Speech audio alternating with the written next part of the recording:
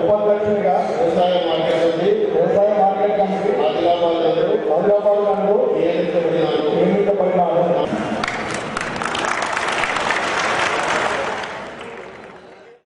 ఈ సందర్భంగా ఎమ్మెల్యే జోగురామన్న మాట్లాడుతూ మహిళల ఆత్మగౌరవాన్ని ఇనుమడింపచేసేలా వారికి సముచిత స్థానం కల్పిస్తున్న ఘనత సీఎం కేసీఆర్దన్నారు. ప్రత్యక్ష ఎన్నికల్లో పోటీ చేసే అవకాశం దక్కని మహిళలకు రిజర్వేషన్ల ప్రకారం నామినేటెడ్ పదవులను అందిస్తున్నారన్నారు. ఆదిలాబాద్ చరిత్రలోనే తొలిసారిగా ఆదివాసీ మహిళా మార్కెట్ కమిటీ చైర్మన్గా బాధ్యతలు చేపట్టిందని ప్రతి ఒక్కరూ ఆమెకు సహకారం అందించాలని కోరారు. అదేవిధంగా నామినేటెడ్ పదవులు అధికార పార్టీ ఇవ్వాల్సి ఉంటుందని సీఎం కేసీఆర్ వ్యవసాయ శాఖ మంత్రులే ప్రకటిస్తారు.